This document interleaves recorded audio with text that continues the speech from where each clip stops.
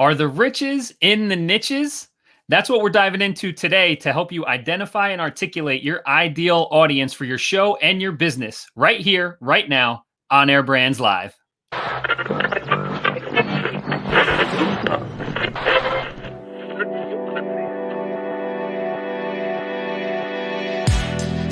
now tuned in to the On Air Brands podcast.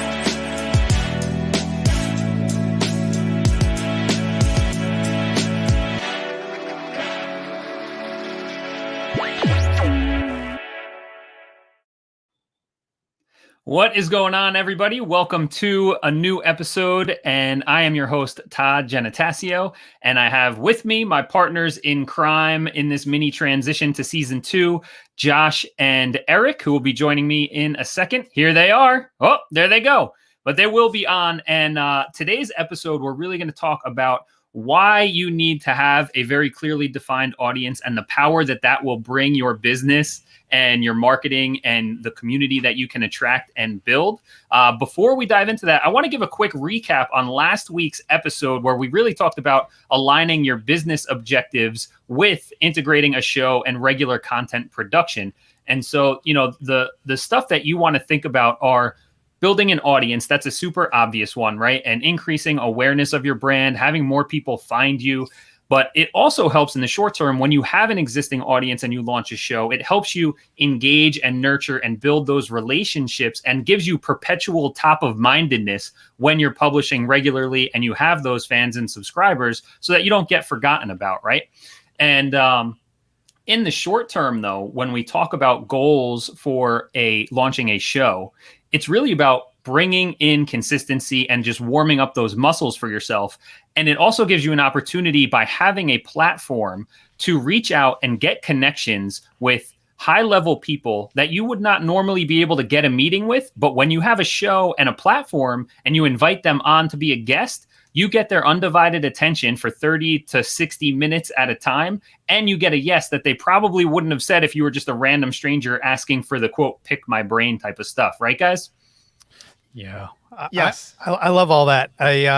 One thing that I noticed before I had a show, Todd, to your point, is that if you're a good listener, you'd make for a wonderful host, because doesn't that always sort of set the foundation for a relationship on the other end, where that person's like, man, that Todd's really good listener. He's not just listening and then nodding his head. He's actually echoing what I'm saying in his mind and his thoughts, and sort of engaging and developing a conversation that's going somewhere that's super interesting to me. So I noticed that when I used to, before I had shows or businesses, sit around a barbecue or a party, a family thing, and then people would always say, hey, oh man, that Eric, he's amazing. I want to be his new best friend. And I'm like, I did nothing special other than listen to them. So imagine if these are business owners, potential clients and partners, it's really powerful. The power of listening. Yeah.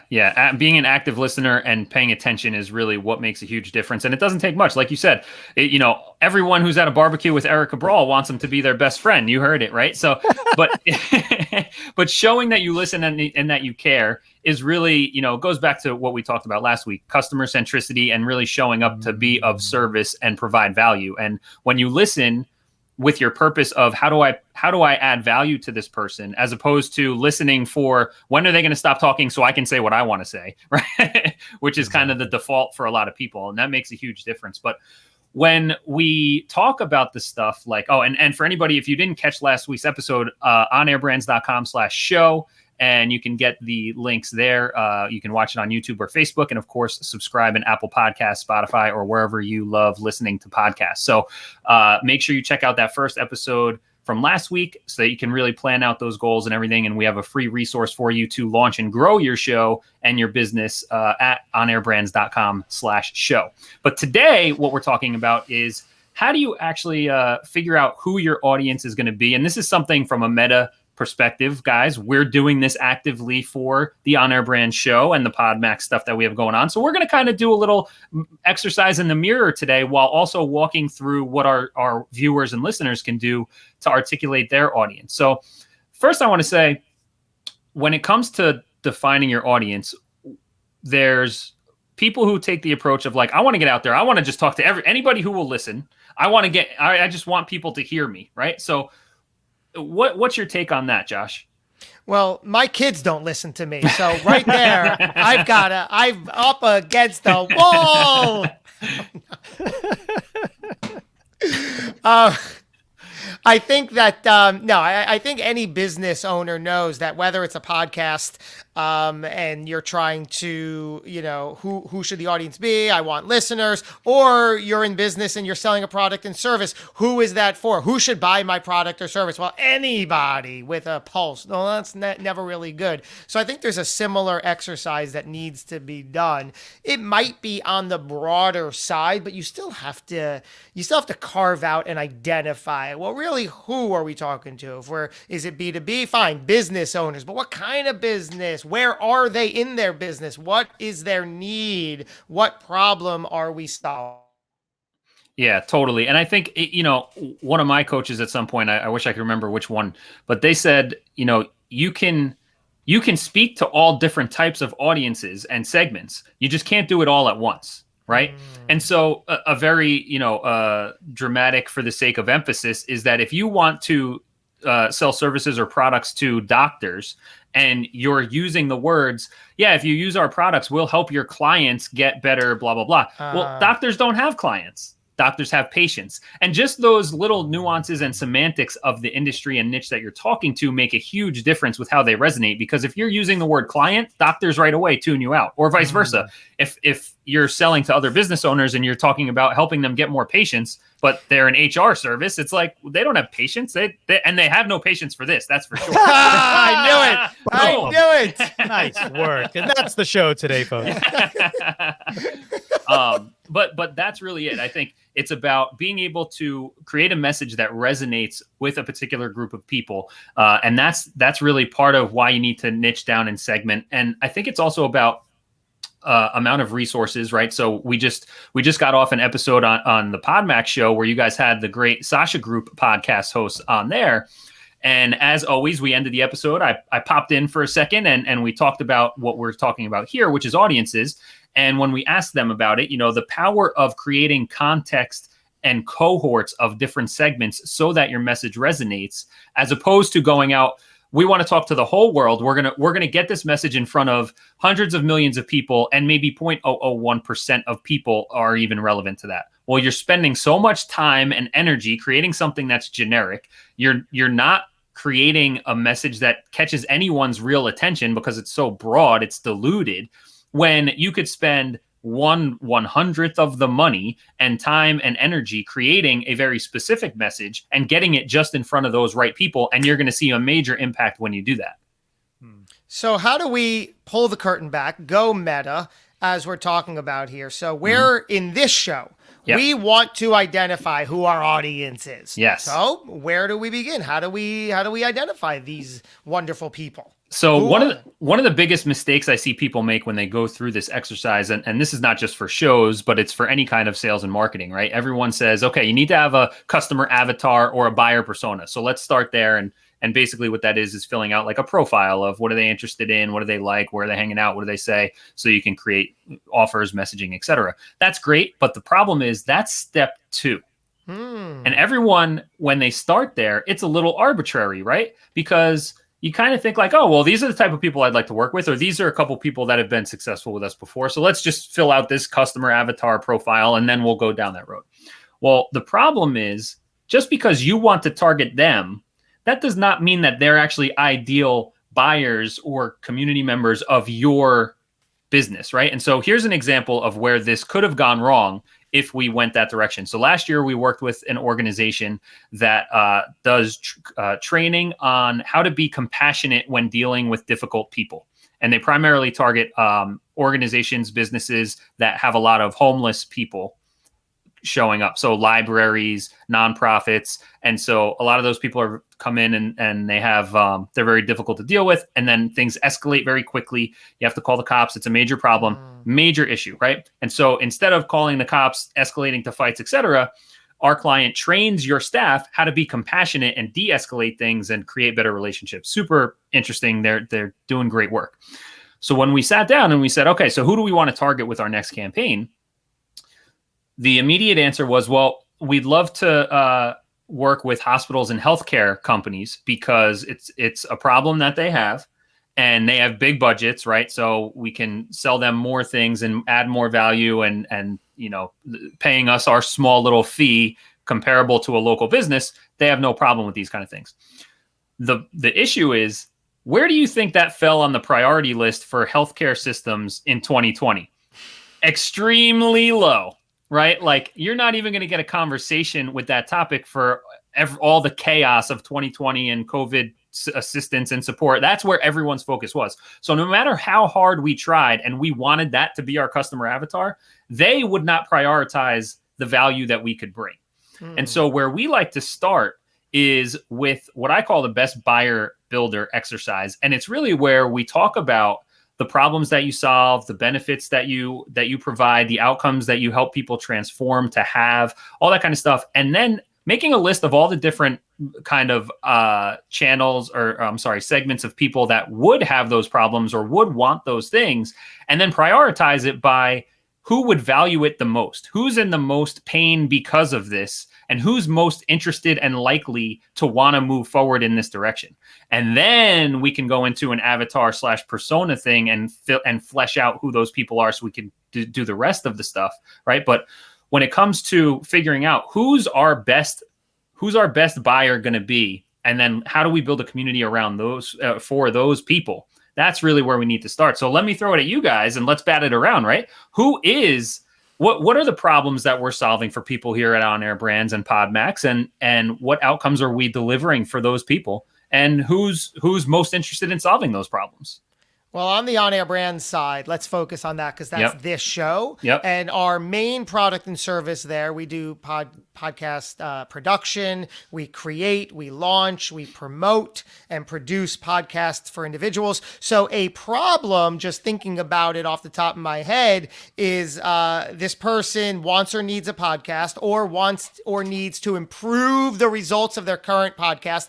But that's not a problem, right? The problem is not enough people are listening. That might not even still be a problem. I'm not making enough money. I have a message burning inside that is dying to come out. I want to feel significant. I want to have meaning in my life, and I want to change people. I want to connect with people. I feel a little lonely. How do I get my message out there? How do I share what I've done with the world so we can all win and I can sleep better at night? Maybe. Just that was a very passionate rant to then end with maybe. I'm just saying. Eric, you want to chime in? What do you think? Yeah, I mean, I think that we have clients, and that either mostly don't have a show, and we have a few that have a show, and then they want to come in and they want us to help make it consistent and potentially improve it and make it better. So I think that speaking specifically to people who don't have shows, we let them know, right? We give them the confidence that this is a great platform. You're jumping into an industry that is fresh and new. I mean, you've heard the word pod for over a decade, but we're still in our infancy, right? This whole industry is being broken wide open, and sky's the limit. And, the acquisitions that we keep talking about that have happened recently are indication of that. So we tell people, just because you hear there's a million podcasts live out there doesn't mean they're all active. There's literally 20% or less people actually doing it. Active. And not only that, there's also a bunch of folks out there who are maybe doing it, but they're not consistent in doing it. But then also there's people that that need or desire a show, but don't know if they have a message that's worth saying. So we have to give them the confidence that, yes, why don't you come through? We'll listen to you, your story, start to pinpoint some of the things that you're talking about, and some of the story points and beats along your journey that we can start identifying as value. We can start identifying it as something that people are going to get a clear understanding of. Okay, yeah, Todd has done this, this, and this. Wow, that's me. So this specifically is what you're saying, where now we can start to identify and niche down. that is a part of my tribe, that person, that person, that person. But yeah, this is next level. This is all, like we said, it's meta, because we're going there, we're moving forward in this show, on this show, as you watch it live on Air Brands, is how do we niche down? We've done the blanket, we've done the messaging for everyone. How do we niche down to you specifically? Yeah. And so what's interesting, what both of you guys are saying here are the people that we want to speak to have a show or know they want a show, not necessarily that they have a business they want to grow and they're not sure what the most impactful way to get their message out is today, right? Yes. So where we want to identify is, it seems like we have maybe the first rung and second rung of people where we have two target audiences, where one is they have an existing show and it's maybe not consistent, it's not large enough. They're trying to figure out, how do I make this more professional and larger? And then the other people are, we know that a show is the answer, but how do we actually take action and get it started and get off the ground? Does that make sense? So we have these two people that we want to go after, which is all good. Yes. And it's cool because they're on, as opposed to being two totally separate types of avatars, it's the same avatar, just at the next step in the journey, right? So we can kind of speak to both of these people along the way, and it still can be relevant. Yeah, so I guess to even take it a half step further, the people either have a show or want a show know that, like you said, Todd, the show is the answer. But it's also like, no, technically anybody can go down a checklist and figure out how to, how to get a guest, interview them, put it on a platform, and now they have a show. But what we want to do, especially your strength, Todd, is, yeah, anybody can have a show. That's, a trap and a curse of the whole industry to begin with. It's a low barrier to entry. But what we're trying to do is, you have to be able to strategically understand that there's a whole strategy to this. It's, naming your show, the cover art of your show, getting your show in front of the right people takes a concerted, specific effort. Yeah. And getting it in front of the right people is much more possible and much more efficient when you have a targeted niche that you want to go after, because when you know who you're targeting, and now we kind of talked about who we want to target, what kind of language to use, because now in our messaging, we can talk about your show because they have a show that they're interested in. So we can reference their show. We can do that in all of our content and all of our messages. When we come to plan out our content for what the episode topics are going to be for us, they're going to be around how to improve the show that your business has, right? So we can, or how to launch the show for your business, right? So we're speaking to people specifically tying those two things together. But it also tells us, okay, now we know what kind of Facebook groups are they hanging out in that I can go and start becoming an active member, building up our connections and understanding and doing that active listening online. This is something that doesn't get emphasized enough, I don't think, is that 10 years ago ish, to do market research, like you're hiring a focus group place, I mean, to tens of thousands of dollars to do these. What does our audience think about these things? Well, in today's world, you just have to look on Facebook because everyone's telling the world what they think about this stuff, right? So when you just find the right Facebook groups or LinkedIn connections, you look in the comments of popular Facebook pages or Instagram pages or wherever, like when you have your audience articulated, you can easily go to the people they're following, to the groups they're hanging out in, join in those communities, and just like Eric said before at the barbecue, actively listen to them. Ask them questions that they're going to want to answer, right? And give a thoughtful response, build those relationships, and put that in your back pocket as, okay, these are things that now that we knew our audience, we knew where they're hanging out, so we could go and jump in the conversation. And now we have an Evernote or a Trello board or just a notebook filled with all the questions and topics and ideas that our specific audience is interested in learning about. And those become the topics of your episodes going forward. Wow. And next week, we're going to really dive into content strategy for planning out your episode topics and structures and the customer journey so that your show is growing your business, not just the show growing a show. So make sure you guys are subscribed in podcast platform that you're listening to so you don't miss next week, or go to onairbrands.com/show to sign up for the email list and get the free guide there. That's what we're diving into next week. But before you can do that, you need to know who your audience is. And another misconception in the industry that this goes back to whenever internet marketing started, and it's probably even before that, is there the money is in the list, right? And once you get into the online marketing space, you hear that, well, you need to build up your list, which is usually now talking about your email list, is the money's in the list. The bigger your email list, the more money you'll make. If you you should be making $1 per subscriber on your email list. Email your list all the time, blah, blah, blah, blah, blah. Well, I can tell you, and I've sent millions and millions of emails over the last decade for all different clients in all different industries. And the money is not in having a large list. The money is in the relationship that you have with the people on the list. That's the reality of it, because first of all, now you can just go and scrape or buy a list of 1 million email addresses. That doesn't mean you're going to make $1 million a month, right? It's about the relationship that you have with the people on your list or in your audience. If that's a list of subscribers for your show or followers of your social profiles, right? But you can't build that kind of relationship if you're speaking to a bunch of different people, or you're speaking so broad that it's diluted and you have no potency to what you're saying. No one cares what you're saying when you're trying to talk to everybody, right? When you try to talk to everybody, no one's going to listen. So good, man. That's an aha for me in this episode. In that, how do you build relationships, right? So you have a list of 100, 1,000, 10,000 people.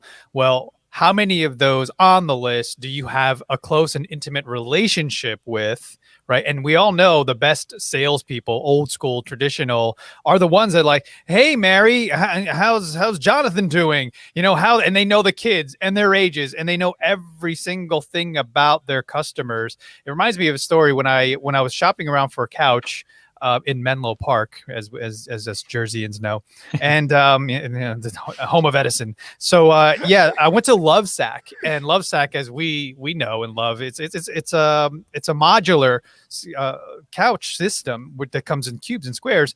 Well, I was having a conversation with someone online. I think it was on their Facebook page, and this guy was young. He was intelligent. He knew the new modern day of selling, and it was relationship building and the story behind Lovesac and its founders and what they all come to, what they're passionate about. And I was eating it up, biscuits and gravy.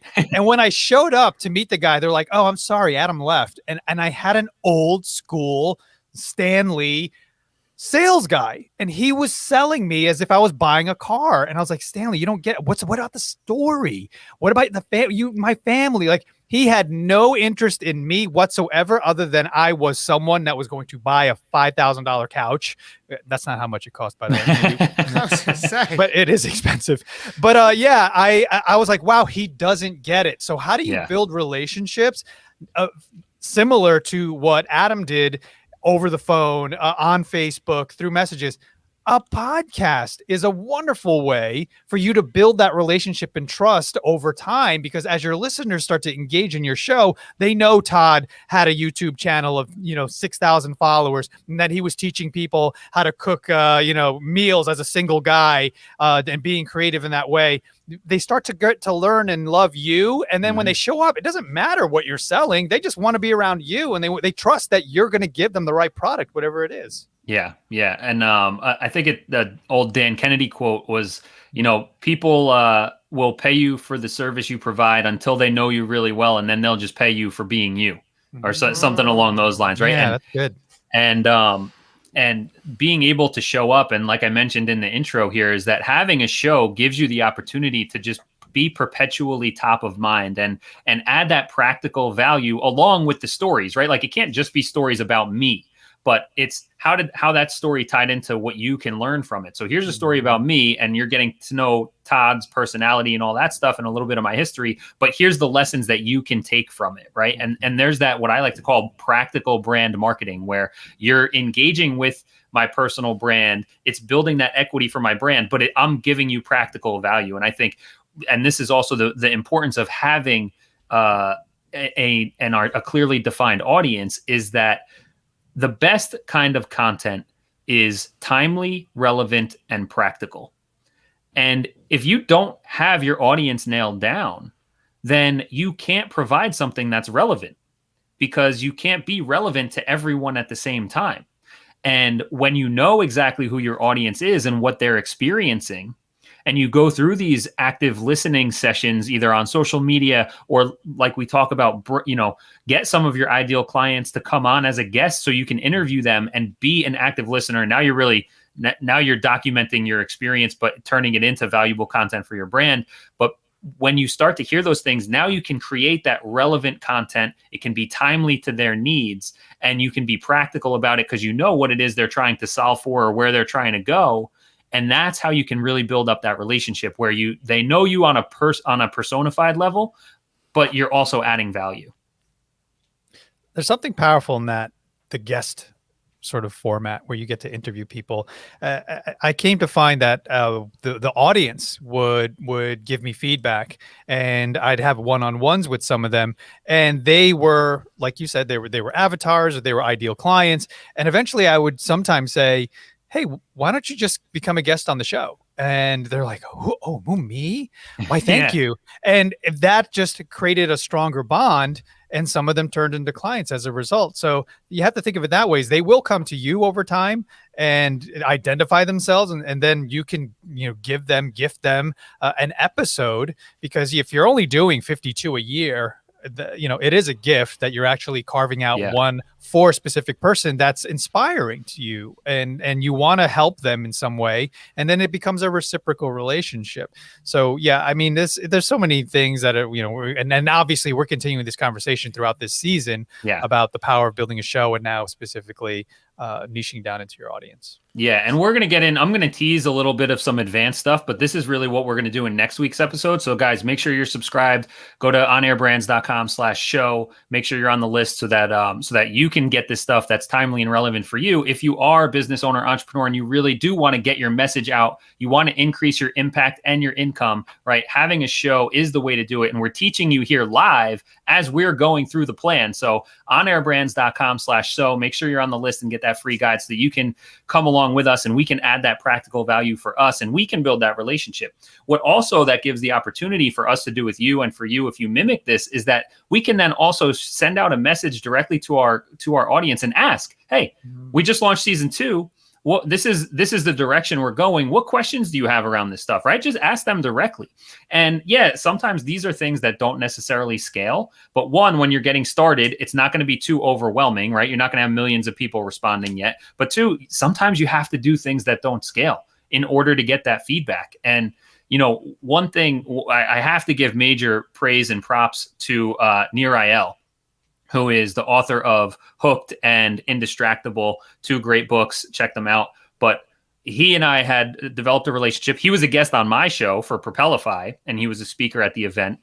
And when his book came out, I got a message from him on Facebook that said it seemed a little generic, but only because I was actively talking to him otherwise. Like we had an email thread going already. And so then I get this Facebook message that says, hey, Todd, thanks so much for being connected. My new book came out. I'd love if you ordered a copy or so something along those lines.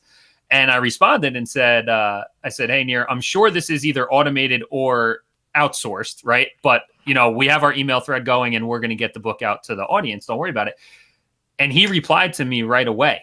And he's like, hey, Todd, sorry. Yeah, no, it's me. He's like, I am copying and pasting and editing a little bit, but it's me here in the DMs. And he was literally going through, and this is a New York Times bestselling author who's putting in this unscalable work. And you want to know how to get to be a New York Times bestselling author? You do the work that doesn't scale, right? You put in that hustle, ridiculous. So, well, I'm sorry. Can we keep with the just to interject that point really quick? Mm-hmm. Keeping with the Gary V theme, like we're so known to do.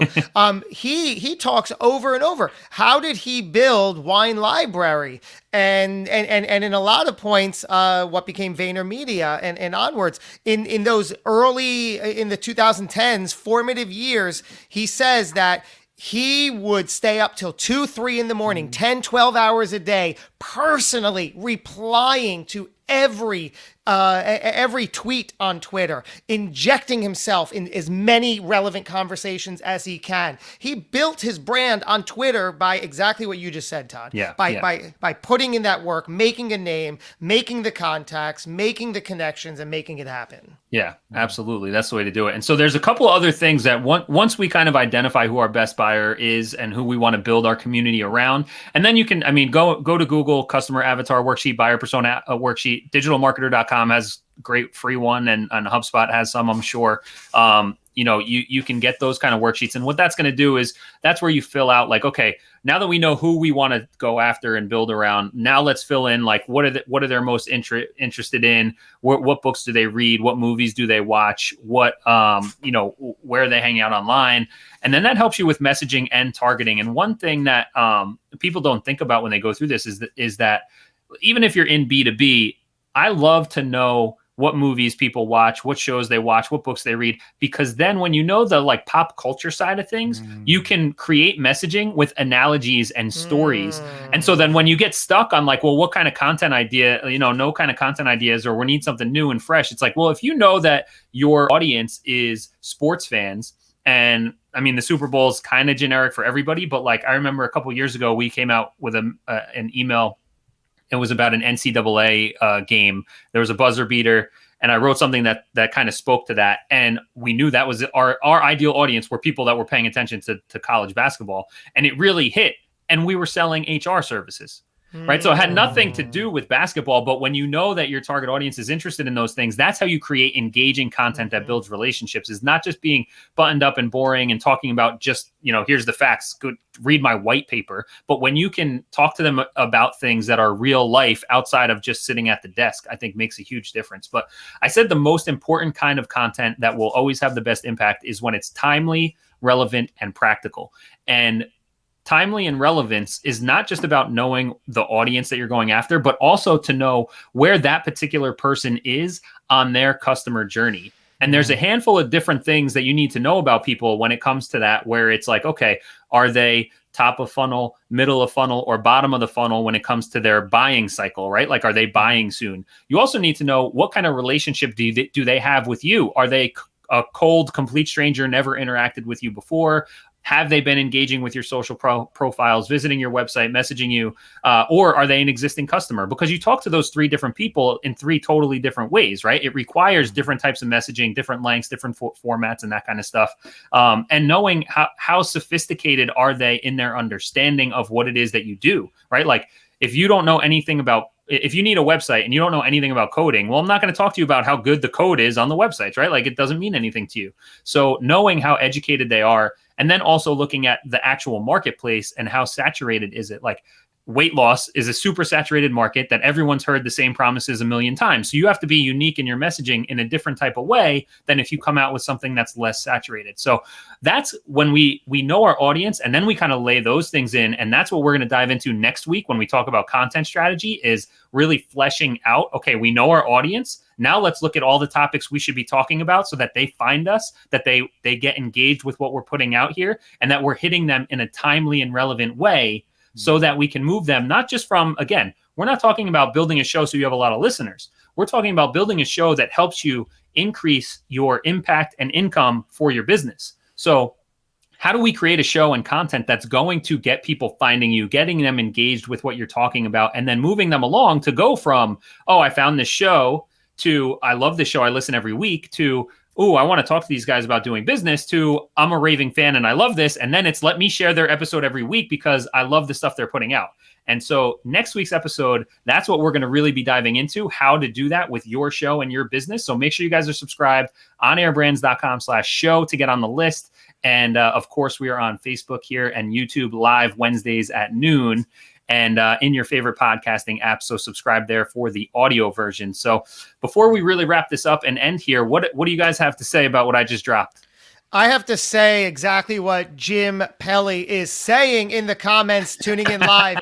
He says, Todd is dropping gems. That's what I have to say. I mean, Todd, me and Eric, for the most part, are here along for the ride. You are in the driver's seat. You have the keys, and yeah, man, awesome. Such good stuff that we're students as well.